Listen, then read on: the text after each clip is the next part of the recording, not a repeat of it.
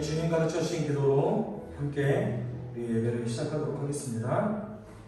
하늘에 계신 우리 아버지여, 이름이 거룩히 여김을 받으시오며 나라가 임하시오며 뜻이 하늘에서 이루어지것 같이 땅에서도 이루어지이다. 오늘 우리에게 일용할 양식을 주시옵고 우리가 우리에게 죄 지은 자를 사하여 주것 같이 우리 죄를 사하여 주시옵고 우리를 시험에 들게 하지 마시옵고 다만 악에서 구하시옵소서. 나라와 권세와 영광이 아버지께 영원히 있사옵나이다. 아멘.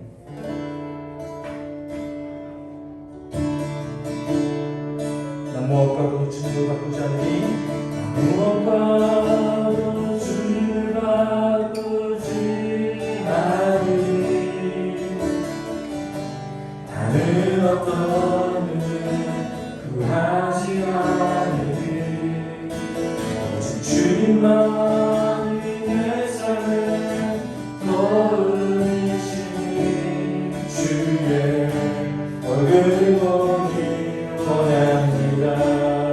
주님 사랑해요. 주님 사랑해요.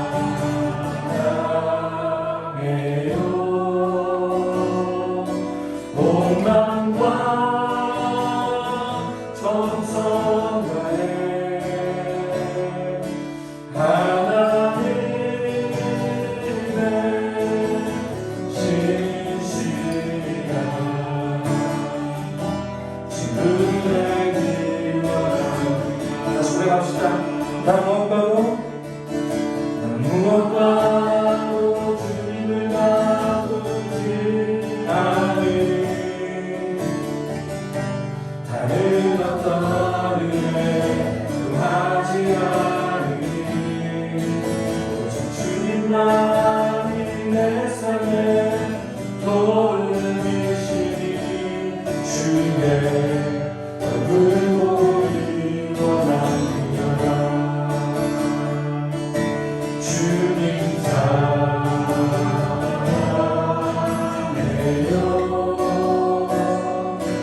온 마음과 정성 다해 하나님의 신실한 친구되기 원합니다. 주님 사랑해요. 주님 사랑해요.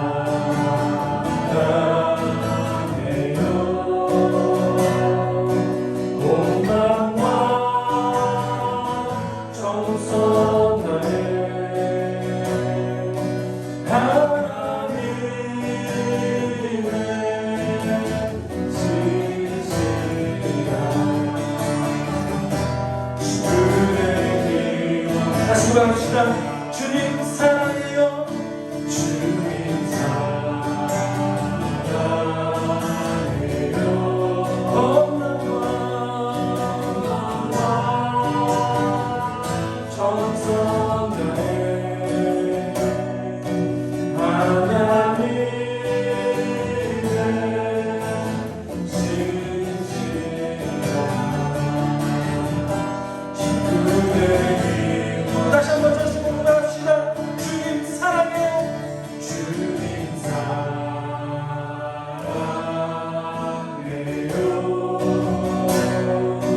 온 마음과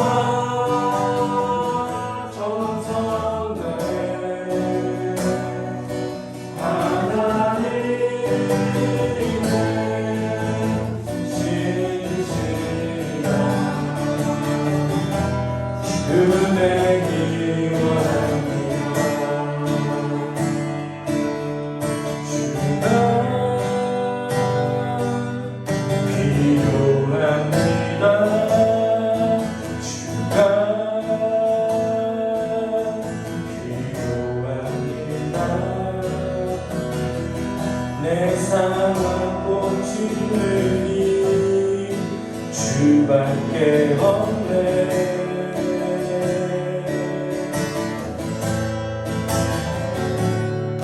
주가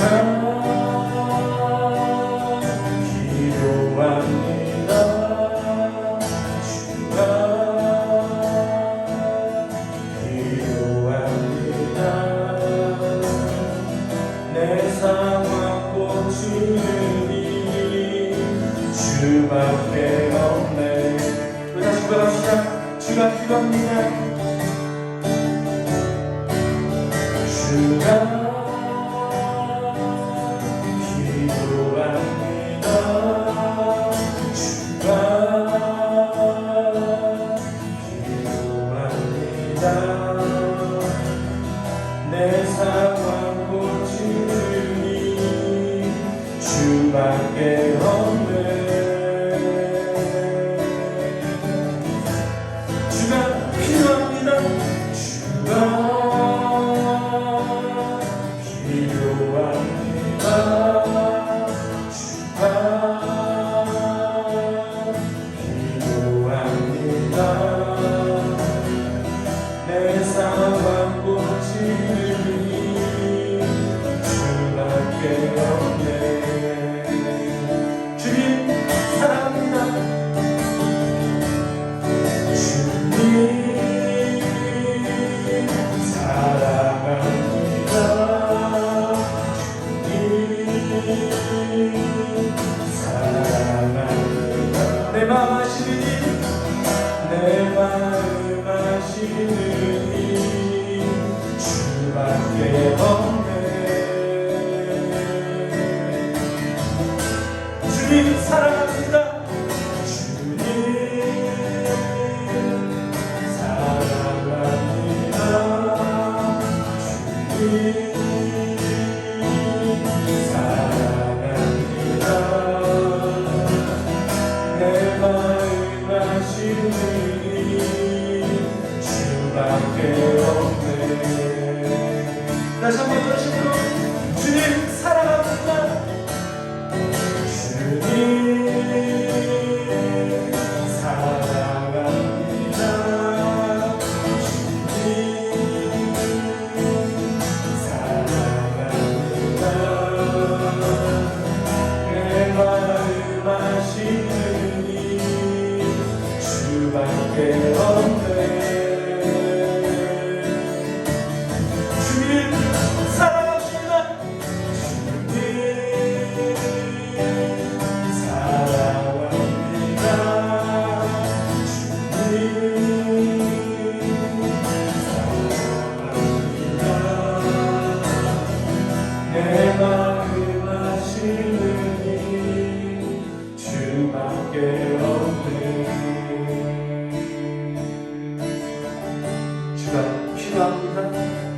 주가 필요합니다. 주가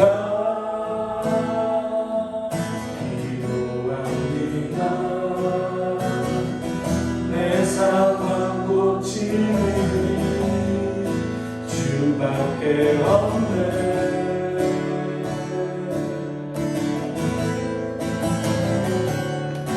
주가 필요합니다. 주가 필요합니다. 내 상황 고치는 이 주밖에 없네.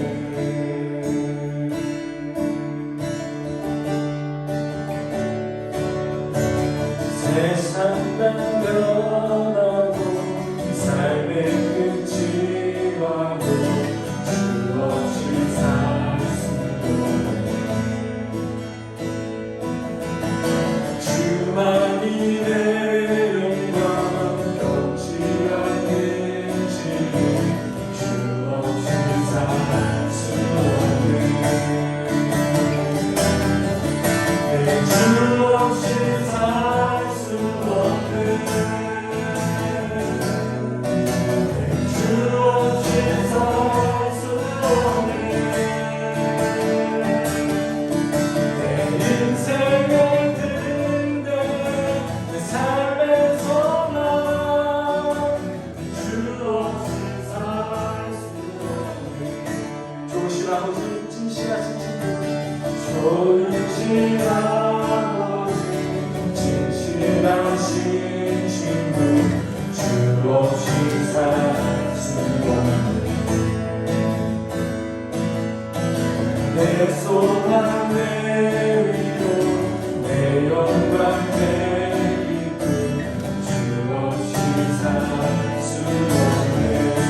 내 주 없이 살 수 없습니다. 내 주 없이 살 수 없네.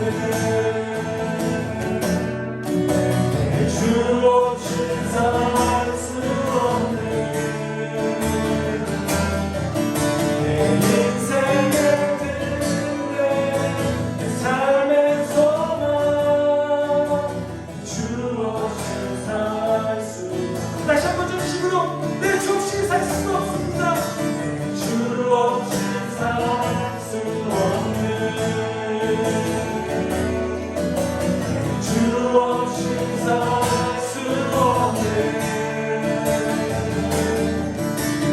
내 인생의 든든 삶의 소망 주 없이 살 수 없네. 내 주 없이 주 없이 살 수 없네. 주 없이 살 수 없네. 인생의 든든 삶의 소망 주 없이 살. 다시 한번 접시다. 내 주 없이 살 수 없네. 주 없이 살 수 없네. 내 주 없이 살 수 없네. 내 인생의 든든 삶의 소망 주 없이 살 수 없네. 주님이 우리를 언제나 우리가 기대할 수 없는 또 기대할 수도 없었던 그 방향으로 우리를 이끄신 줄 믿습니다. 하나님, 내가 소망하는 것들 그리고 내 안에 있는 간절한 기대들, 하나님 주님의 기대할 수 없는 그 은혜로 우리 가운데 이루어지게 주님 도와주십시오. 우리 가운데 주님을 향한 소망을 품고 우리 삶 가운데 기대함을 가지고 살아갈 수 있게 주님 도와주시옵소서. 우리 함께 기도하겠습니다. 사랑하는 하나님 아버지 감사합니다. 내 주 없이 살 수 없습니다. 아니 우리 인생을 도와주시옵소서. 주님의 은혜로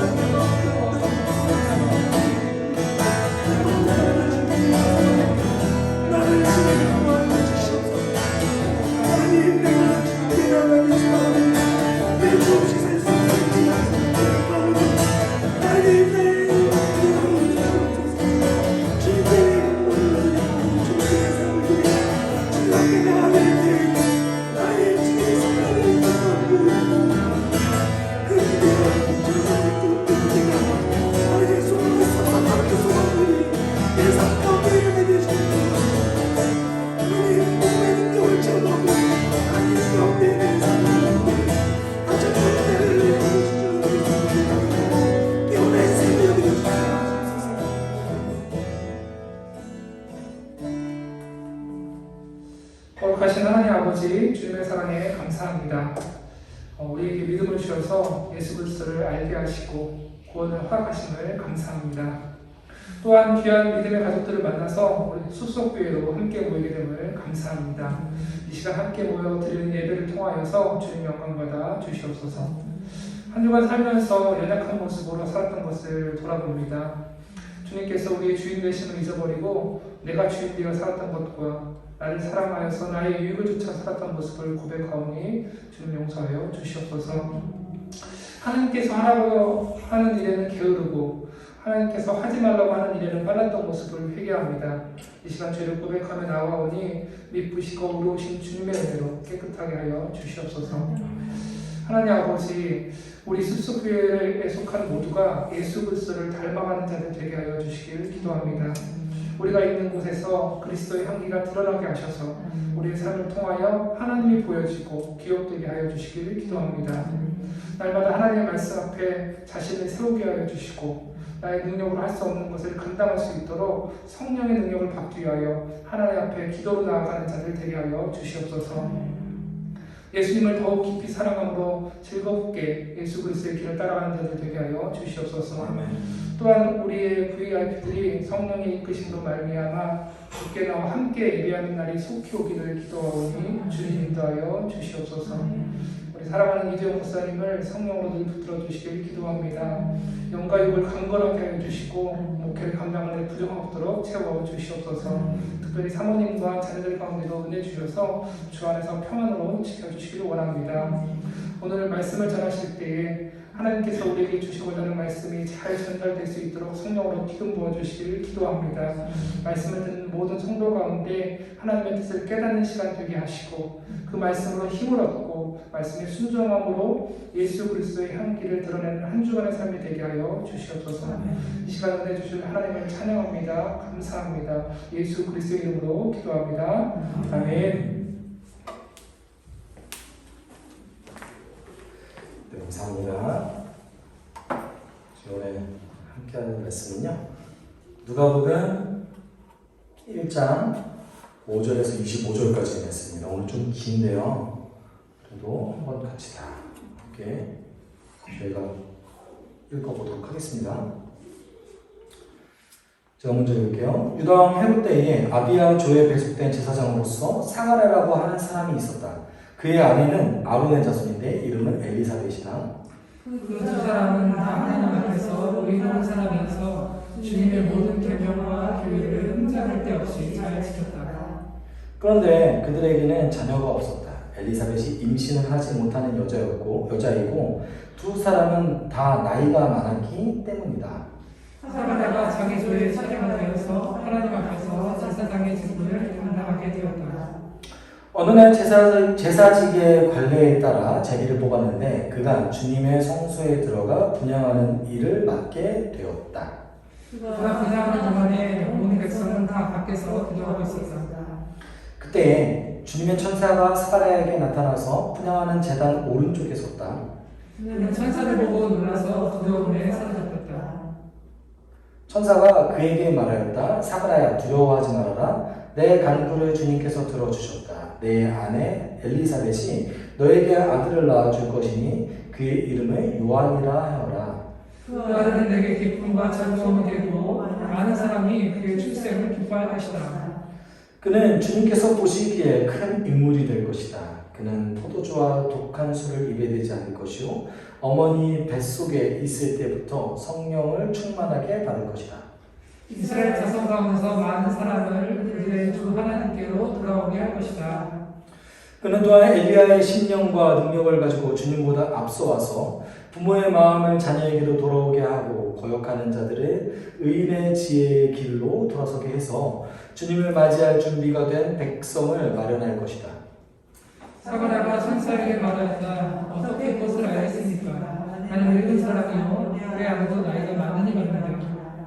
천사가 그에게 말하였다. 나는 하나님 앞에 서 있는 가브리엘인데 나는 내가 내게 이 기쁜 소식을 전해주려고 보내심을 받았다.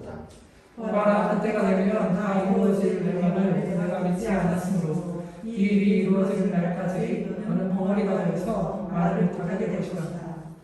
백성이 사가랴를 기다리는데 그가 성소 안에서 너무도 오래 지체함으로 이상하게 여기고 있었다. 그런데 그가 나와서도 말을 못하니까 사람들은 그가 성소 안에서 환상을 본 줄로 알았다. 사가랴는 그들에게 손짓만 할 뿐이요 그냥 말을 못하는 채로 있었다. 사가랴는 제사 당번 기간이 끝난 뒤에 집으로 돌아갔다. 그 뒤에 얼마 지나서 그의 아내 엘리사벳이 임신하고 5달 동안 숨어 살면서 이렇게 말하였다. 함께 읽겠습니다. 주님께서 나를 돌아오셔서 나에게 당하는데 부끄러움을 없이 해주시던 날에 나에게 이런 일을 베풀어 주셨다. 아멘. 오늘 함께 기대할 수 없는 소망이라는 제목으로 함께 나눴으면 좋겠습니다. 우리가 오늘 본문 처음 들어갈 때 우리 이 시대 상황을 조금 알아야 되는데요. 여러분이 잘 알고 있는 그 헤롯, 보통은 우리가 헤롯 대왕이라고 얘기하는 사람이에요. 그런데 이 헤롯이라는 사람이 사도행전에 등장하는 헤롯과는 다른 사람입니다. 그러니까 사도행전에 등장하는 헤롯은 헤롯 안티파스, 헤롯 대왕의 아들이에요. 헤롯 대왕의 아들이고요. 그리고 예수님이 태어났을 때의 그 헤롯 대왕은 주전 37년 대략 이제 BC 37년부터 이제 유대 지역, 갈릴리, 사마리아, 그다음에 시리아의 상당수 지역을 통치하는 통치자로서 로마로부터 위임을 받은 사람이었습니다. 굉장한 권력자죠, 사실은. 엄청난 그 지역을 통치하는. 그리고 메소포타미아와 이집트 전체를 연결하는 그 연결로, 무역로 전체를 통치하는 사람인 거예요. 굉장한 그 권력가인데, 이 사람은 사실은 조금 이두메 사람이라고 해서, 이두메 지역이 어느 지역이냐면 유대 지역이랑 가까워요. 그래서 본인 스스로가 어떻게 생각했냐면 내가 다윗의 전통성을 가지고 있는 사람이다라고 생각했어요. 본인을 다윗에 빗대서 살았던 사람입니다. 그렇다고 다윗처럼 산 건 아니에요. 그렇지만 본인이 다윗과 같은 정통성을 가지고 이 유대 지역을 통치하는 사람이다라고 생각했습니다. 그래서 헤롯은 46년 동안 성전을 건축해요. 다윗의 소망이 뭐였어요? 성전을 건축하는 거였잖아요. 그래서 나는 다윗도 못했던 성전을 내가 건축한다. 그리고 유대인의 환심을 사기 시작합니다. 이러한 상황 속에서 어느 날 여러분도 그 마태복음의 첫 부분을 읽으면 아시다시피 동방에서 온 박사들이 헤롯을 만나잖아요. 그러니까 본인이 다윗의 정통성을 가지고 있었다고 생각했기 때문에 동방 박사들이 이제 우리가 왕을 만나러 왔습니다라고 했을 때 깜짝 놀라는 거죠. 그리고 사람들에게 수송을 하고 야, 왕이 어디서 태어난다고 예언되었어? 그러니까 베들레헴입니다. 그러니까 또 헤롯이 깜짝 놀라는 거죠. 베들레헴은 다윗의 고향인데? 이제 그 지역에 있는 베들레헴과 베들레헴 인근 지역에 있는 2세 미만의 아이들을 다 죽이게 되죠. 그러니까 헤롯이 지금 하는 행동을 봤을 때 굉장히 사실은 식민지를 지배하는 총독의 역할을 하는 사람이지만 본인 스스로는 유대의 정통성에 있는 왕이라고 생각했어요. 근데 하는 행동을 보면 그런 행동을 어떻게 합니까? 사실은 그 지역에 있는 인근 지역에 있는 아이들을 어떻게 다 죽여요. 본인이 그 지역의 왕이라면. 그런데 헤롯은 그렇게 했을 정도로 사실은 조금 로마인들의 사고를 그대로 갖고 있었던 사람이었어요. 지배자로서 왔던 사람인 거죠. 이런 상황 속에서 유대왕 헤롯 때에 이렇게 얘기했습니다. 1절, 5절에서 7절까지는 세례 요한의 그 부모되는 제사장, 신실한 제사장 부부에 대해서 얘기하고 있습니다. 이름은 사가랴라는 사람이에요. 당시에는 많은 제사장들이 있었는데 그 중에 아비야 조에 소속된 제사장이었던 거죠, 사가랴가. 그리고 그의 아내는 아론, 대제사장이었던 아론의 자손이라고 합니다. 이름은 엘리사벳이에요. 네. 엘리사벳인데 사실은 이 엘리사벳이 저기랑 동일한 이름인 게 아론의 아내였던 사람과 동일한 이름이에요. 그런데 이제 언어가 바뀌었기 때문에 히브리어에서 헬라어, 아람어죠. 이건 정확하게 아람어로 바뀌었기 때문에 지금 번역상의 발음의 차이가 있는 거지 사실은 아론의 아내 이름이랑 동일합니다. 이렇게 제사장의 가문과 제사장의 가문이 결합해서 아주 건강한 가정을 이뤘죠. 이런 사람을 설명할 때 이렇게 얘기합니다. 그 두 사람은 다 하나님 앞에서 의로운 사람이어서 주님의 모든 계명과 규율을 흠잡을 데 없이 잘 지켰다라고 얘기하고 있습니다. 근데 여기서 의로운 사람이라는 것은 뒤에 나오는 바울이 얘기하는 이 사람이 의롭게 되었다는 것과는 좀 다른 얘기입니다. 왜냐하면 예수님이 아직 구원을 성취하지 않았잖아요. 그러니까 구약 시절에 있었던 그 율법에 있어서 의롭다라는 얘기예요. 그런데 우리가 이런 내용을 딱 봤을 때 어떻게 살 것 같아요? 되게 빡빡하게 살 것 같고 율법을 하나하나 이렇게 문자 그대로 다 지킬 것 같잖아요. 우리가 여기서 그 유대교에 대해서 좀 오해하는 게 있어요. 뭐냐면 여러분 우리도 기독교는 은혜의 종교잖아요. 맞죠? 왜 은혜의 종교라고 하죠? 우리가 받을 수 없는 은혜를 주시니까 받을 수 없는 어떤 선물을 주시기 때문에 그렇잖아요. 그리고 가장 크게 은혜의 종교라고 얘기하는 것은 어떤 중간에 그 커넥터라고 얘기하죠. 중간에 연결시켜주는 사람 없이 우리가 스스로 예수님과 하나님께 나아갈 수 있잖아요. 예수의 이름으로 하나님께 우리가 직접 기도할 수 있고 직접 우리의 죄를 들고 나아갈 수 있잖아요. 그렇죠? 근데 유대교도 사실은 그런 제도가 있었어요. 잘못을 해도 그것을 뉘우치는 제도가 있었어요. 뭐였죠? 제사였어요. 그렇기 때문에 우리가 유대교에서 이 사람이 율법을 흠없이 다 지켰다 라고 얘기하는 거는 율법을 아예 어기지 않았다는 얘기가 아니에요. 어겼을 때 그것을 즉각적으로 깨닫고 내 죄를 뉘우치고 하나님 앞에서 제사를 드렸다 라는 의미인 거죠. 그러니까 그런 의미에서 유대교도 은혜 종교예요, 사실은. 다만 중간에 매개체가 필요했던 겁니다. 그러니까 좀 우리가 믿는 그 하나님과는 동일한 하나님이지만 완전히 그 하나님의 성품에 대해서 다 알 수 없었던, 그러니까 조각만 알 수 있었지만 그럼에도 불구하고 은혜 종교는 맞죠. 그렇기 때문에 율법을 흠없이 지켰다, 이것은 하나도 안 어겼다 이 말이 아닌 거예요. 그래서 여기서 의롭다라는 것은 사실은 일관성 있는 사람이다라는 거예요. 그래서 내 마음에 있는 것과 그 다음에 몸으로 행하는 것에 있어서의 일관성이 있었다라는 것을 의미합니다. 우리가 바리새인, 그러니까 예수님이 비판했던 바리새인들을 보면 잘 알 수 있어요. 그들도 역시 문자적으로 율법을 다 지키려고 노력했습니다. 근데 예수님이 비판했죠. 왜냐하면 겉과 속이 달라서. 그러니까 율법을 자기 스스로의 이익을 위해서 이용했기 때문에 그것을 비판받았던 것이죠.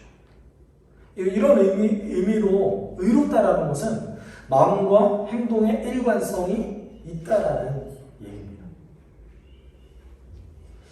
이것은 사실은 우리 공동체에도 적용되어지죠. 교회에서도 적용되어지죠. 어떤 직분과 어떤 교회 안에 있었던 그런, 사실은 때때로는 이 교회 안에 있었던 전통이 율법적이기도 하잖아요. 그래서 이렇게 해야 돼, 저렇게 해야 돼. 이것이 그 교회의 의를 드러내고 일관성 없는 행동이 된다면 그것도 역시 바리새인과 동일하게 되는 것이죠.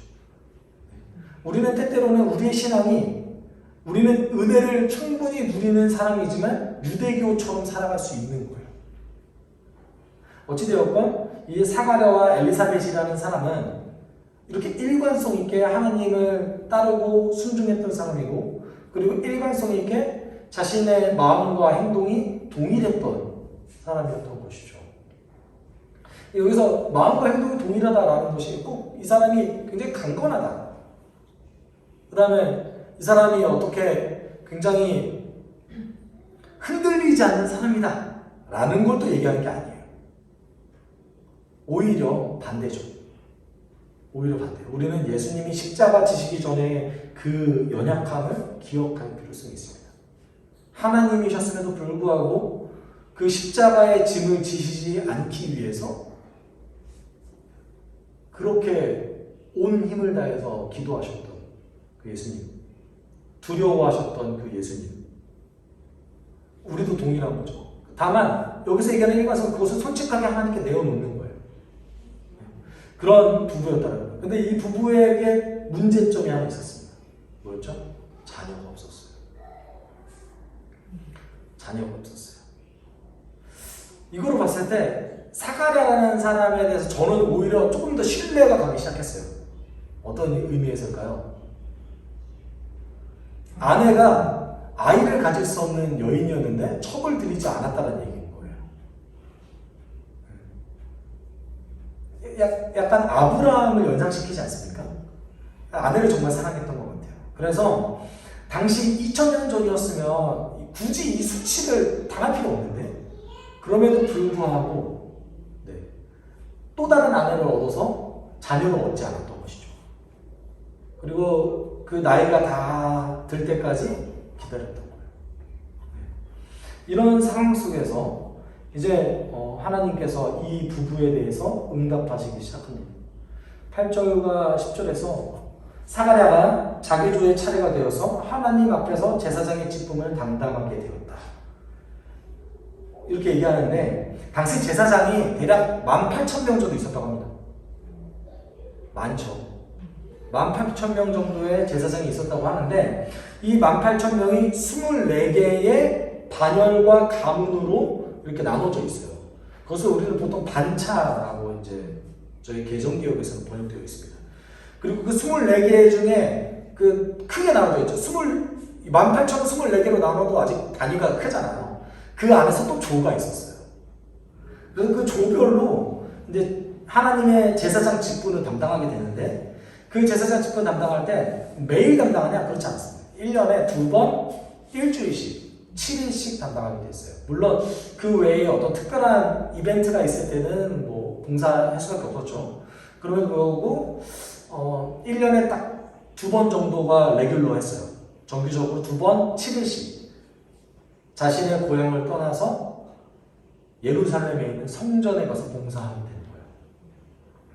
그럴 때 9절에서 이렇게 얘기하죠. 어느 날 제사직의 관례에 따라 제비를 뽑았는데 그가 주님의 성소에 들어가 분향하는 일을 맡게 되었다라고 얘기하고 있습니다.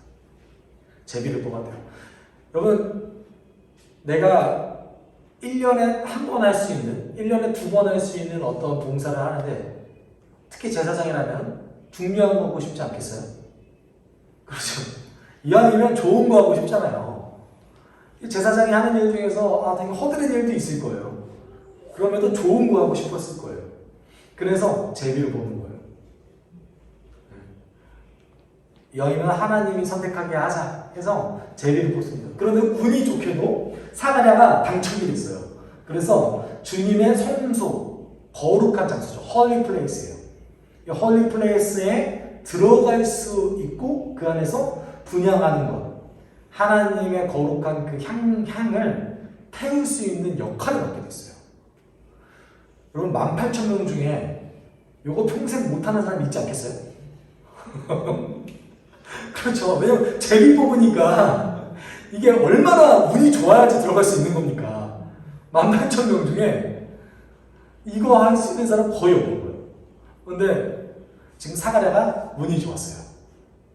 그래서 제비 뽑아서 들어가게 된 거죠. 그러니까 사가랴 인생 중에 가장 최고로 중요한 날이에요. 이날은. 사가랴 인생 중에서. 아마도 이게 그 전에 한번 해보지 않았을 겁니다. 18,000명 중에 요거 들어가는 사람이 엄청 극소수일 거예요. 그렇다면 이 중요한 날에 그가 온 힘을 다해서 하고 싶지 않겠어요? 아주 잘하고 싶었겠죠. 그리고 그때의 분위기를 보여줍니다. 10절에 그가 분향하는 동안에 온 백성이 뭐하고 있었대요? 밖에서 기도하고 있었대요. 이 분향하는 그 제사는요, 보통 저녁 제사예요. 저녁에 예배를 드리는데 사실은 유대인들의 그 하루 개념이 우리랑 좀 다릅니다. 성경에 창세기를 보시면 천지창조를 할 때 낮이 되고 저녁이 되니 하루가 지나갔다라고 얘기하지 않고 어떻게 얘기하죠? 저녁이 되고 아침이 되니 이제 날이 밝았다. 하루가 지나갔다라고 얘기하고 있습니다. 그래서 유대인들은 하루를 어떻게 생각하냐면 저녁에서 시작된다고 생각해요. 그래서 안식일이 언제 시작되냐면 해가 떨어지면 안식일이에요. 해가 떨어지면 안식일이고 해가 올라오면 이제 그 해가 다음 날에 떨어져야 안식일이 끝나는 거예요. 여러분 유대인들도 저희랑 그렇게 크게 차이 없어요. 그 사람들도 노는 거 되게 좋아하고요. 제가 예루살렘에 그 안식일에 방문하게 됐는데 안식일이 끝나는 그 해가 떨어지자마자 유대인 젊은이들이 그렇게 밖으로 뛰쳐나와요. 그렇게 밖으로 뛰쳐나와서 뭐 하겠어요? 유대인 안식일은 또 토요일이거든요. 그러면은 안식일이 토요일 저녁에 시작해서 우리로 따지면 토요일 저녁에 시작해서 주일 저녁에 안식일이 끝나요. 그럼 주일 저녁에 뭐 하겠어요? 나와서 흥청망청 노는 거예요. 예루살렘이 떠들썩해집니다. 똑같아요. 얘네들도 똑같아요. 이런 날의 개념을 갖고 있었던 사람이어서 저녁에 이제 예배를 드리는 거죠. 근데 그 예배 드릴 때 온 백성이 나와서 성전 앞에 모여서 기도를 해요. 근데 여러분 무슨 기도를 했을까요? 뭐 많은 기도를 했겠죠. 대체적으로는 나 스스로에 대한 기도를 했을 수도 있습니다. 그런데 유대인들은 사실은 정해져 있는 기도의 순서들이 있었어요. 이 저녁 예배 때, 우리도 다니는 저녁 예배죠. 이 저녁 예배는 대체적으로 민족의 구원을 위해서 기도합니다. 그러면 이때 로마로부터 지배를 받고 있었던 이 상황 속에서 민족의 구원을 위해서 기도할 때 뭐를 위해서 기도했겠습니까? 구원자를 보내주십시오. 메시아를 보내주십시오.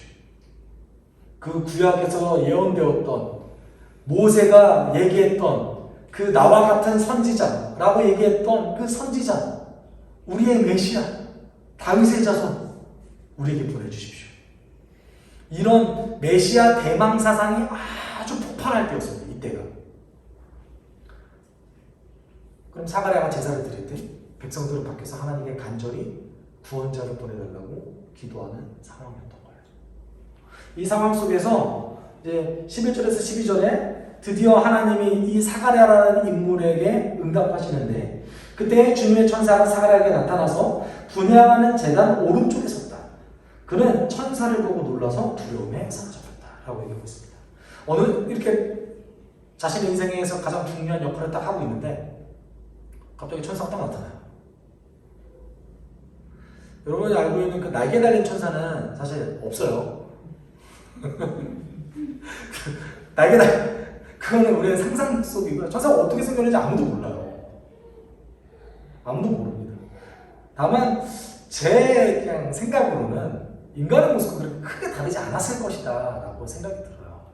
굳이 하나님께서 하나님의 메신저를 보내는데 우리가 깜짝 놀라고 거부감이 느낄 만한 그런 모습으로 주실 것 같진 않아요.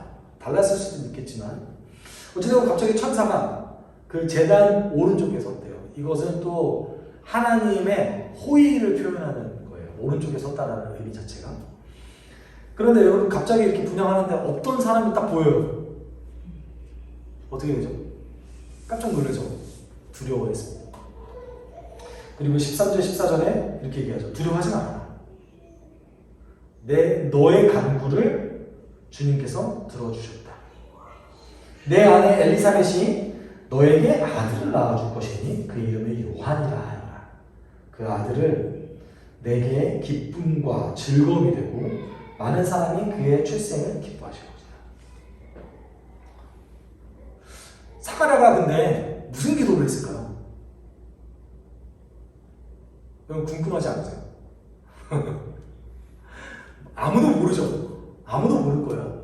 그런데 적어도 이 분양하는 순간에는 아들 달라고 기도하지는 않았을 거예요. 그렇잖아요. 민족의 구원을 위해서 또는 이 민족의 아주 중요한 그 행사 속에서 분양을 하는데 내 인생에 한 번밖에 없었던 이 기회 속에서 하나님 아들 주세요. 이러면은 의로운 사람이 아니죠. 그렇죠?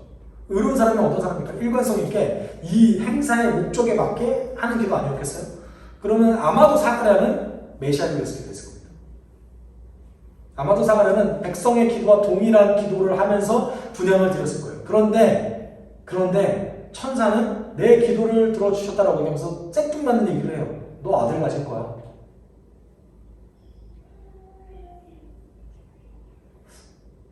좋긴 한데 나 그 기도하지 않았는데. 그러면서 14절에 아주 이상한 말을 합니다. 그 아들은 내게 기쁨이 될 것이다. 기쁨과 즐거움이 되고, 여기까지는 누구나 이해할 수 있어요. 뒤에 부분이 이해가 안 가는 거죠. 많은 사람이 그의 출생을 기뻐할 것이다. 왜요? 메시아인가? 이거는 요한이라는 사람이 하나님의 그 구원 계획과 연관되어 있다는 것을 암시하는 거예요. 내가 너의 기도를 들어주었다. 내가 너의 기도를 들었다라는 것은 너의 개인적인 그 민족의 구원을 위한 그 기도를 들었다는 얘기인 거예요, 사실. 그런데 그것에 대한 방법이 뭐예요? 요한을 주겠다.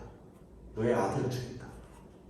그러면서 이 요한이 메시아라고 얘기하지 않습니다. 그 뒤에 요한이 어떤 사람이다 라고 이제 15절, 17절에 이렇게 얘기해요. 큰 인물이래요. 마태복음 11장 11절에 먼저 볼게요. 예수님이 세례자 요한에 대해서 이렇게 얘기했어요. 내가 진정으로 너희에게 말한다. 여자가 낳은 사람 가운데서 세례자 요한보다 더 큰 인물은 없었다. 여러분 여기에 누가 포함되어 있어요? 여자가 낳은 인물 중에 라고 얘기했을 때에 예수님 이전에 태어났던 여자가 낳은 인물을 통틀어서 가장 위대한 사람이 누구다? 요한이다 이렇게 얘기한 거예요. 여기에 누가 포함됩니까? 모세, 엘리야, 다윗, 솔로몬, 예레미야, 이사야 다 포함되어 있는 거예요. 그 모든 사람 중에 누가 제일 위대하다? 세례자 요한이 제일 위대하다. 아마도 제가 만약에 제자 입장이었으면 예수님의 말을 듣고 무슨 생각을 했을 것 같냐면 저같이 이렇게 좀 못된 생각하고 또 이렇게 좀 사람이 꼬인 사람은 아마 그럴 거예요. 자기 사촌이라고 지금 세례자 요한이 예수님의 사촌이에요. 본인 사촌이라고 지금 너무 높이는 거 아니야? 아무리 그래도 모세, 설마 우리 위대한 선지자 모세보다는 아니지. 오늘 본문 속에 왜 세례자 요한이 인류 그 구약 시대에 있었던 선지자들 중에서 가장 위대했는가에 대한 힌트가 나옵니다. 사실 뒤에 보면 그는 포도주와 독한 술을 입에 대지 않을 것이요 어머니 뱃속에 있을 때부터 성령을 충만하게 받을 것이며 이스라엘 자손 가운데 많은 사람을 그들의 주 하나님께로 돌아오게 할 것이다. 여기까지 얘기하고 있습니다. 보통 포도주를 그리고 독주를 마시지 않는다라고 얘기했을 때 우리는 떠올리는 어떤 한 직분을 떠올려요. 여기서 나시린을 떠올리죠. 구약시대에 나시린이라는 사람이 있었습니다. 이 나시린은 어떤 사람이었냐면 자신이 하나님께 이제 맹세를 하는 거예요. 내가 1년 동안 하나님 성전을 위해서 봉사하겠습니다. 나시린으로 살게요. 군복무하는 것처럼. 그러면은 3개를 하면 안 돼요. 첫 번째, 술, 포도에 관련된 건 다 먹으면 안 됩니다. 그러니까 우리가 보통은 포도주만 생각하는데 포도와 관련된 건 다 먹으면 안 돼요. 두 번째는 신체를 만지면 안 돼요. 세 번째는 뭐죠? 삭도를 대지 않는다 얘기하죠. 털을 깎으면 안 돼요. 털을 깎으면 안 돼요. 그런데 오늘 본문 속에서 등장하는 세례자 요한은 이 3가지 중에 단 한 가지만 얘기하고 있죠. 뭐죠? 포도주와 독주를 마시지 않는다.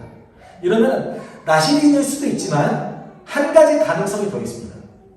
레위기 10장 9절에서는 어떤 제사장이 직분을 맡을 때, 특별히는 이제 성전에 들어갈 때 얘기해요. 예배 드릴 때. 예배 드리기 전에는 술을 마시면 안 돼요. 이걸 여러분 다르게 해석하면 뭔 말입니까? 그 외에는 술을 마셨다는 얘기예요. 그때는 술을 마시면 안 됩니다. 그래서 레위기 10장 9절을 얘기하는 걸 수도 있어요. 하나님의 사명을 다 마칠 때까지는, 그 임무를 마칠 때까지는 술을 마시면 안 된다. 어떤 본인 스스로의 쾌락을 추구하는 것을 하면 안 된다. 라고 얘기하는 것일 수도 있습니다. 그러니까 나시린일 수도 있는 거고, 제사장의 임무를 위해 특별히 하나님께서 이거를 요구하는 거일 수도 있어요. 그런데 이 사람이 뭘 하느냐? 백성을 하나님께로 돌아오게 한대요. 제가 조금 특이한 이제 방정식이 좀 있는데, 제가 본 주석에는 이거를 언급하지는 않더라고요. 그런데 여러분, 우리가 보통은 태어날 때부터 나시린으로 선택받은 사람이 성경에는 3명이 있다고 우리는 보통 얘기합니다. 삼손, 사무엘, 그 다음에 세례자 요한. 보통은 이렇게 얘기해요. 세례자 요한도 나시린으로 보고. 근데 저는 세례자 요한이 나시린인가 아닌가는 사실 논란의 여지가 좀 있어요. 어찌되었건 이 3명을 보통은 태어날 때부터 죽을 때까지 나시린으로 살아가야 되는 사람이라고 얘기하는데, 이 사람들이 가지고 있는 특징이 있어요. 다 달라요. 성격도 다르고 민족도 다르고, 그러니까 지파도 달라요. 부모의 성격도 다릅니다. 다 다른데 뭐가 하나 딱 같은 게 있어요. 어머니가 임신하지 못하는 여인이었어요. 어머니가 임신하지 못하는 여인이었어요. 저는 개인적으로는 나시린이었다라는 것은 사실 조금 증거가 부족해요. 다만 이렇게 우리가 해석하면 좋을 것 같아요. 왜 평생 동안 나시린으로 하나님 요구하셨을까요? 하나님 사명 잘 감당하라는 거 아니겠습니까? 그렇죠? 그러니까 요한에게 요구했던 것도 사실 나시린일 수도 있죠. 그렇지만 중요한 것은 요거 하나입니다. 하나님의 사명을 잘 감당하게 하기 위해서 그 사람의 욕구를 막은 거예요. 그러면 단지 욕구만 막았을까요? 아니요, 욕구만 막지 않았어요. 뭐라고 얘기했어요? 그 이후에 뱃속에서부터 성령을 충만하게 받을 것이다 라고 얘기했어요. 여러분, 이게 세례자 요한을 가장 위대한 선지자로 만든 거예요. 보통 구약시대에 성령이 임할 때는 일시적이에요. 어떤 힘이 딱 있을 때, 삼손의 경우도 주의 영이 임하자 힘이 나서 적들을 다 물리쳤다 이렇게 얘기하고 있습니다. 대부분의 구약의 모든 선지자는 성령을 항상 받지 않아요. 하나님이 필요할 때 이 사람에게 영을 부어주시고 예언하게 하고 어떤 특별한 일들이 일어나게 하고 그런데 세례자 요한은 달랐어요. 세례자 요한은 성령 충만이 항상 수시로 계속 있었던 사람입니다. 이것이 세례자 요한을 가장 위대한 선지자로 만들어냈던 것이죠. 물론 세례자 요한이 여기서는 엘리야의 심정이라고 얘기하지만 엘리야처럼 그렇게 능력을 베풀었던 사람은 아니에요. 보통은 말씀을 전했어요. 그런데 그 말씀을 전했음에도 불구하고 그게 능력이 있었어요. 성령이 충만하거든요. 이런 세례자 요한이 뒤에 17절에 이 사람의 가장 중요한 역할이 등장합니다. 그는 또한 엘리야의 신령과 능력을 가지고 주님보다 앞서와서, 여기서 뭘 얘기하는 거예요? 세례자 요한은 메시아가 아니죠. 메시아보다 앞서 온 사람이다. 그리고 부모의 마음을 자녀에게로 돌아오게 하고 라고 얘기하고 있습니다. 부모가 누굽니까? 이스라엘의 부모 되시는 분 하나님. 하나님의 마음을 자녀에게로 돌이키는 것. 그리고 세 번째는 거역하는 자들을 의의 지혜의 길로 돌아서게 하는 것. 회개하게 하는 것. 하나님께로 돌아서게 한다 라고 얘기하고 있습니다.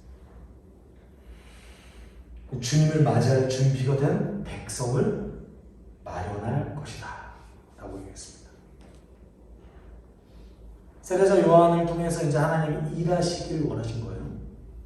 예수님이 장차 하실 일에 대해서 준비하길 원하신 거예요. 이때부터 일하는 거죠.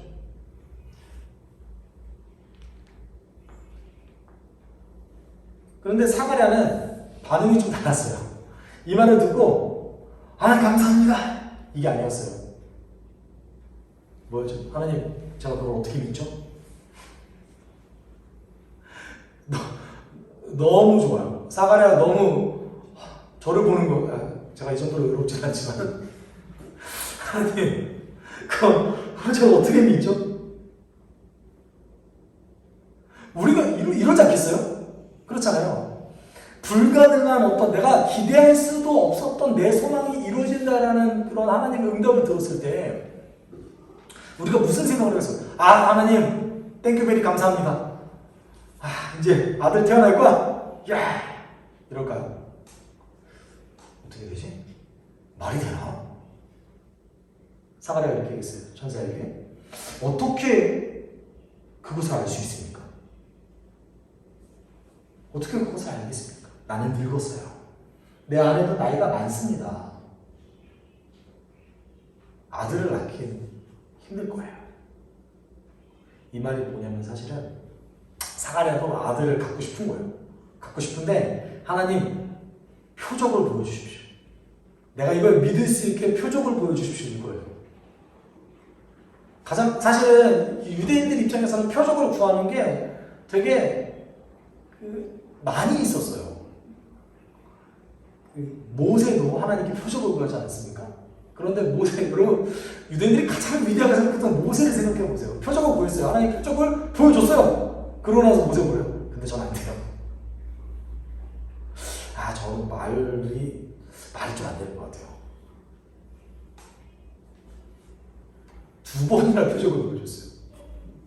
그리고 하나님이 너희를 구원할 거다라는 표적을 10번 더 보여줬어요. 모세한테는. 10가지 재앙을 보여주셨잖아요. 그러니까 10번은 설득하신 거예요. 우리가 이것을 항상 좋게만 볼 필요는 없습니다. 그냥 하나님, 그래요, 믿어요 하고 따랐으면은 그런 거 없었을 수도 있어요. 그런데 10번은 더 보여주신 거예요. 그것만 보여줬습니까? 홍해가 갈라졌잖아요. 이거 안 하셔도 됐거든요. 내가 믿음 가지고 나아갔으면 홍해바다로 가지 않고 가까운 길이 있었어요. 금방 갈 수 있는 길이 있었어요. 왕의 길이 있었습니다. 그런데 바다로 인도하셨잖아요. 이유가 뭐예요? 믿지 않았어요. 사가랴는 사실 어떻게 보면 되게 애교스러운 거죠. 기도원을 보십시오. 하나님 표적을 보여주세요. 하나님 보여주셨어요. 반대로 한 번만 더 보여주세요. 제가 하나님이었으면 놀러와봐. 한 번 보여줬으면 됐지 뭘 또 보여줘. 저였으면 이렇게 얘기할 텐데 한 번만 더 보여주세요. 하나님. 뭘 그렇게 기도원이 그랬어요. 사가랴는 애교예요. 그런데도 불구하고 천사의 대응이 좀 달랐습니다. 천사가 이렇게 의심하는 사가랴에게 이렇게 얘기합니다. 나는 하나님의 앞에 서 있는 가브리엘인데 나는 내가 이 기쁜 소식을 전해주려고 보내시는 거다. 보아라, 그때가 되면 다 이루어질 내 말을 너 믿지 못했지? 이 일이 이루어지는 날까지 너는 덩어리가 되어서 말을 하지 못하게 될 것이다. 사가랴가 제가 표적을 보였잖아요. 그래서 표적을 주셨어요. 뭐요? 말하지 못할 거야 너. 말하지 말걸. 의심하지 말걸. 괜히 의심해서 표적이 뭐였어요? 징계인 거죠. 징계도 되지만 그것이 표적도 되는 거예요. 평생 동안 말을 해왔던 사람이 갑자기 말을 하지 않아요. 하나님의 말을 어떻게 안 믿을 수 있습니까? 그런데 여기서 또 본인의 이름을 얘기하죠. 나는 가브리엘이다. 여러분, 가브리엘이라는 그 천사는 유대의 전통 속에서 굉장히 중요한 천사였어요. 이유는 다니엘서에 가브리엘이 등장합니다. 다니엘서에서 가브리엘이 다니엘에게 이른 이래에 대한 그 예언을 전달해줘요. 그러니까 유대인들 입장에서 가브리엘은 어떤 천사였냐면 하나님의 아주 중요한 일을 할 수 있는 천사, 대신하는 천사. 그리고 두 번째는 하나님 앞에 직접 대면해서 만날 수 있는 존재였습니다. 내 말을 좀 믿어라고 얘기하는 거랑 동일하죠. 야, 나 그냥 천사 아니야. 나 가브리엘이야. 알지? 좀 레벨이 있어. 내 말 좀 믿어. 그리고 너 좀 안 되겠다, 야. 표적 줄게. 덩어리 될 거야. 중요한 거는 백성들의 반응이 조금 신선했습니다. 백성들은 이때까지만 해도 바깥에서 뭐하고 있었죠? 기도하고 있었어요. 이렇게 기도하고 있었던 그 백성들이 그 성소 안에서 너무도 오래 지체되고 있었기 때문에 의심한 거죠. 이게 무슨 일이 있나? 사실 유대인의 그 전통이죠. 미시나라든지 이런 데에 보면 백성들이 걱정할 것을 대비해서 이왕이면 기도 짧게 하고 나와라 라는 그런 지침서가 있었어요. 저는 이해가 돼요. 여러분 생각해 보세요. 평생 어쩌다 한 번 딱 하는 건데 짧게 하고 나오고 싶으세요? 이왕이면 들어가서 내 기도도 좀 하고 그렇지 않으시겠어요? 근데 평생 한 번 하는 건데 이런 일이 비일비재했나 봐요. 들어가면 안 나오는 거예요. 여기서 그동안에 원 없이 기도 좀 하고 가야겠다. 내 인생의 가장 거룩한 장소로 왔는데 기도 좀 해야겠다. 이렇게 생각을 해서 그런지 그런 일들이 많았나 봐요. 그래서 지침이 생겼어요. 짧게 기도하고 나라. 그래서 너무 오래 있는 거예요. 이상하게 생각한 거죠. 근데 막상 사가랴가 나오니까 어떻게 돼요? 말을 못해요. 사람들이 생각을 한 거죠. 환상을 봤나 보다. 환상을 봤나 보다. 여기서는 환상을 봤다라고 얘기하지만 사실 정확한 번역은 초월적인 어떤 것을 경험했다입니다. 영어로는 슈퍼내추럴한 것을 경험했다라는 거예요. 그렇게 생각했어요. 이상하잖아요. 사가랴는 본인의 가장 중요한 역할을 망치게 됐어요. 결국은 나와서 원래는 백성들을 축복하는 말을 하고 그 행사를 끝내야 되는데 말을 못하잖아요. 그러니까 손짓만 막 하다가 마무리되고 집에 가게 된 거예요. 이 상황에서 집에 갔을 때 엘리사벳이 자신이 임신하게 됩니다. 하나님 성취가 되었죠. 근데 엘리사벳의 반응이 좀 이상해요. 왜 이상하죠? 숨었대요. 5달 동안 숨어 살면서 이렇게 말했다라고 얘기하고 있습니다. 24절 이렇게 얘기하죠. 그 뒤에 얼마 지나서 그의 아내 엘리사벳이 임신하고 5달 동안 숨어 살면서 이렇게 말하였다. 여기서 번역에 빠진 게 하나 있습니다. 스스로라는 말이 빠졌어요. 그래서 그의 아내 엘리사벳이 5달 동안 스스로 숨어 살면서. 왜 숨었을까요? 굳이. 그리고 뒤이어서 이렇게 얘기하죠. 주님께서 나를 돌아보셔서 사람들에게 당하는 내 부끄러움을 없애주시던 날에 나에게 이런 일을 베풀어 주셨다. 여기 25절을 통해서 엘리사벳이 가지고 있는 심정 속에 2가지 측면을 우리가 살펴볼 수 있습니다. 본인이 그동안에 임신하지 못했기 때문에 지역 주민들에게 굉장히 부끄러움을 많이 당하고 수치를 당했던 것 같아요. 2000년 전이었으면 충분히 그런 일이 있을 수 있죠. 보통 사가랴 같은 남편이 아니었다면 쫓겨났을 거예요. 그런데 그러지 않고 쫓겨나지는 않았지만 지역 주민들에게 계속해서 수치를 당하고 있었던 이 엘리사벳이 임신하기 전에 또는 임신하는 그 순간 즈음에는 그 수치가 없어졌다. 그러니까 이게 임신 때문에 수치가 없어졌다가 아니라 하나님이 이미 내가 수치스러워 여겼던 그 마음들을 이미 위로하셨고 그 이후에 임신하게 하셨다라는 시간적인 순서가 있어요. 아니 놀라우시지 않으세요? 사실은 임신하면 이게 사라지잖아요. 그동안 내가 받았던 그 수치들. 근데 하나님 이미 해결해 놓으셨어요. 이미 해결해 놓으시고 임신하게 된 거죠. 그리고 그 과정 속에서 엘리사벳은 스스로 숨었습니다. 몇 가지 이유가 있을 수 있습니다. 그렇지만 제가 생각할 때는 학자들이 대략 4가지 정도의 해석을 내놓는데 제 생각은 그 중에서 어떤 것이 가장 합당한가라고 봤을 때 엘리사벳이 어떤 부정한 것과 하나님을 찬양하기 위해서 그리고 사명을 앞으로 감당해야 되는 자신의 아들을 위해서 스스로 숨었다라고 보는 것이 좀 더 정확합니다. 어떤 부정한 말과 부정한 행위를 아예 피함과 동시에 늙은 나이였기 때문에 그렇게 하지 않고서는 본인의 아이를 또 지킬 수 없다고 생각하실 수도 있었을 것 같아요. 다만 중요한 것은 엘리사벳이 스스로 숨은 이유는 앞으로 사명을 감당해야 되는 요한을 위해서였고, 두 번째는 하나님께 영광 돌리기 위해서였습니다. 그렇다면 이것이 도대체 우리에게 무슨 의미가 있습니까? 여러분 세례 요한 태어난 거 다 아시잖아요. 이거 사실 우리에게 무슨 의미가 있지? 좀 돌아봤으면 좋겠습니다. 여러분 하나님이 하시는 일의 그 방식을 오늘 우리 본문 속에서 알아갈 수 있어요. 여러분 세례자 요한은 하나님의 구원이 시작되는 그 시작점에 있습니다. 하나님이 이제 백성을 위해서 일하기 시작하는데 그 백성을 위해서 일하기 시작하는 그 방식이 뭡니까? 한 신실한 부부의 아픔을 고쳐주시면서 시작하셨어요.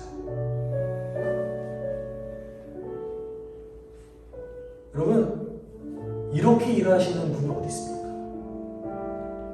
한 신실한 부부의 그 아픔을 고쳐주시면서 그들이 꿈꿀 수 없었던 소망을 이루어주시면서 그것을 통해서 하나님의 역사를 시작하셨습니다. 여러분 하나님은요 절대로 우리를 내버려 두시지 않으세요. 우리를 아파한 채로 그대로 내버려 두시지 않으시고 내 상황이 변하지 않을 수 있지만 적어도 우리를 위로해 주십니다. 그리고 그것을 통해서 우리의 삶에 일하시기 시작하십니다. 엘리사벳이 얼마나 괴로웠겠어요. 여러분, 우리가 엘리사벳을 통해서 무엇을 배울 수 있겠습니까? 그 여인은 그 많은 수치를 당했지만 하나님을 원망하지 않았어요. 끝까지 신실했습니다. 끝까지 하나님 앞에서 일관되게 하나님께 순종했습니다. 하나님을 경외했습니다. 하나님을 따라갔습니다. 하나님께 순종했습니다. 하나님의 일은 이렇게 이루어지는 거예요. 하나님은 지금 이 순간에도 하나님의 일을 대신할 신실한 백성들을 찾고 있습니다. 하나님이 그 신실한 백성을 위로하실 때 우리의 삶 가운데서 역사함이 나타나는 것이죠. 여러분, 세례자 요한이 한 일은 아주 놀라운 일이에요. 근데 그 놀라운 일을 하기 위해서 하나님이 하셨던 일이 뭡니까?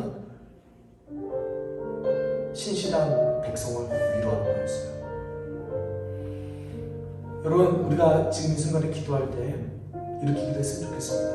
하나님, 우리에게도 이 사가랴와 엘리사벳이 받았던 그 위로가 필요합니다. 우리에게도 그런 위로함이 필요합니다. 우리가 평안한 것처럼 살아가고 있지만 알게 모르게 너무나 많은 스트레스를 경험하며 살아가고 있습니다. 주님이 나를 통해서 일하실 것이라는 그 확신이 필요합니다. 두려움을 없애주시고 나를 위로해 주시고 그것을 통해서 내가 일할 수 있게 주님 도와주십시오. 우리 함께 기도했으면 좋겠습니다. 사랑 많으신 하나님 아버지 감사합니다. 하나님, 주님께서 괴로워하는 그 의로운 백성의 그 한 부부를, 신실한 한 부부를 고치셨던 것처럼, 그들을 위로해 주셨던 것처럼 우리에게도 위로함이 필요합니다. 하나님 아버지, 우리에게도 주님께서 주시는 놀라운 은혜가, 놀라운 위로가 우리에게 지금 필요합니다. 사랑하는 주님, 내 삶 가운데 일하여 주시옵소서. 저도 하나님 엘리사벳과 사가랴와 같이 하나님의 끝까지 신실하게 따르는 삶을 보여주옵소서. 하나님, 무엇을 나가야 되는지 모르는 이모가 알려주옵소서. 하나님, 두려움이 가득 찬 그런 삶 속에서 하나님 그 상황 속에서 주님의 구하심을 살아가게 해주십시오. 하나님, 마음이 something 마음이 주십시오. 영혼을 생각하는 것은 하나님 주님 앞에 마음을 주시고 하나님 주님께서 채워주시는 그 능력으로 강한 살게 주님 도와주십시오. 주님께서 채워주시는 그 능력으로 오늘 하루를 살아가게 해주십시오. 주님께 받는 그 위로함으로 오늘 하루를 견디게 해주님 도와주십시오. 그리고 공감하게 해주님 도와주십시오. 이스라엘의 그 큰 일을, 아주 작은 일을 이스라엘에서 이루어줬던 하나님이 지금 순간에 하나님을 알고 나아가는 그런 내가 될 수 있게 해주십시오. 사랑이 많으신 하나님 아버지 감사합니다. 하나님, 주님의 그 놀라운 일들을 하시기 위해서 한 신실한 연약한 부부를 위로하셨던 것처럼 우리의 마음을 주님의 사랑으로 채워지게 해주시는 도와주십시오. 우리의 마음이 마모되어서 공감하지 못하고 사랑하지 못하는 자가 되지 아니하고 하나님 주시는 그 마음으로 날마다 새로워져서 아픈 자를 보면 같이 아파하고 주님 괴로워하는 자를 보면 같이 눈물을 흘리는 주님 백성 되게 주님 도와주십시오. 우리에게 사랑이 필요합니다. 우리에게 주님의 사랑이 필요합니다. 주님, 우리에게 지금 이 순간에 주님의 사랑을 내려주셔서 하나님을 더 알아가고 내가 알아가는 하나님을 나의 이웃에게, 나의 가족에게, 나의 삶을 통해서 보여줄 수 있는 그런 백성 되게 주님 도와주십시오. 주님의 놀라운 일들이 우리의 한 주간의 삶 가운데 일어나길 기대하며 기도하는 우리 되게 주님 도와주옵소서. 아멘. 감사드리며 거룩하신 예수 그리스도 이름으로 기도드립니다. 아멘. 주 예수 그리스도의 은혜와 하나님의 사랑과 성령의 교통하심이 주님의 사랑을 구하며 그 사랑을 삶 속에서 나타내길 원하는 성도 위에 영원토록 함께 있을지어다. 아멘.